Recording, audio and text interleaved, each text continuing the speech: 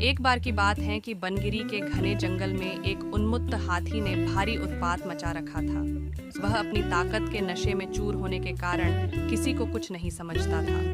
बनगिरी में ही एक पेड़ पर एक चिड़िया व चिड़े का छोटा सा सुखी संसार था।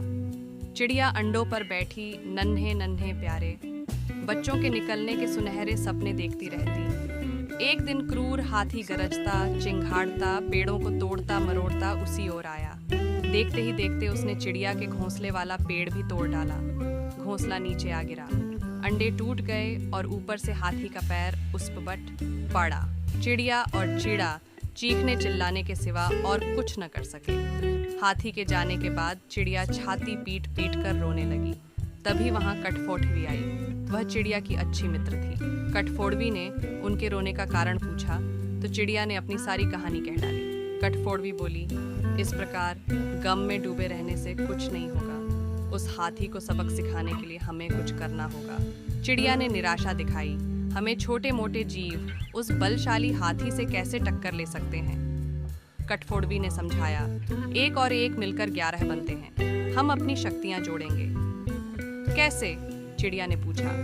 मेरा एक मित्र वीआंख नामक भंवरा है, हमें उससे सलाह लेना चाहिए। चिड़िया और कठफोड़वी भंवरे से मिली। भंवरा गुनगुनाया, ये तो बहुत बुरा हुआ। मेरा एक मेंढक मित्र है, आओ उससे सहायता मांगे। अब तीनों उस सरोवर के किनारे पहुंचे जहां वह मेंढक रहता था। भंवरे ने सारी समस्या बताई। मेंढक भर्राए स्वर में बोला, आप लोग धैर्य से जरा यहीं मेरी प्रतीक्षा करें, मैं गहरे पानी में बैठकर सोचता हूँ। ऐसा कहकर मेंढक जल में कूद गया।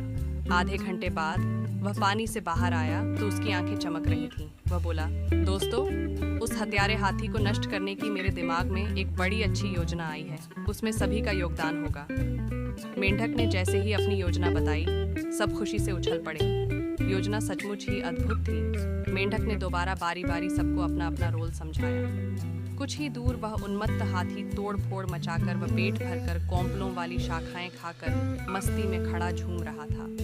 पहला काम भंवरे का था। वह हाथी के कानों के पास जाकर मधुर राग गूंजाने लगा। राग सुनकर हाथी मस्त होकर आंखें बंद करके झूमने लगा। तभी कठफोड़वी ने अपना काम कर दिखाया।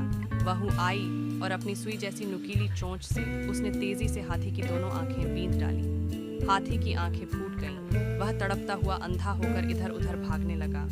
जैसे जैसे समय बीतता जा रहा था, हाथी का क्रोध बढ़ता जा रहा था।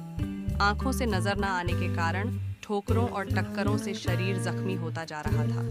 जख्म उसे और चिल्लाने पर मजबूर कर रहे थे। चिड़िया कृतज्ञ स्वर में मेंढक से बोली, भैया, मैं आजीवन तुम्हारी आभारी रहूंगी। तुमने मेरी इतनी सहायता कर दी। मेंढक ने कहा, आभार मानने की जरूरत नहीं, मित्र ही मित्रों के काम आते हैं। एक तो आंखों में जलन और ऊपर से चिल्लाते चिंघाड़ते हाथी का गला सूख गया। उसे तेज प्यास लगने लगी। अब उसे एक ही चीज की तलाश थी, पानी। मेंढक ने अपने बहुत से बंधु बांधवों को इकट्ठा किया और उन्हें ले जाकर दूर बहुत बड़े गड्ढे के किनारे बैठकर टर्राने के लिए कहा। सारे मेंढक टर्राने लगे। मेंढक की टर्राहट सुनकर हाथी के कान खड़े हो गए। वह यह जानता था कि मेंढक जल स्रोत के निकट ही वास करते हैं। वह उसी दिशा में चल पड़ा। टर्राहट और तेज होती जा रही थी।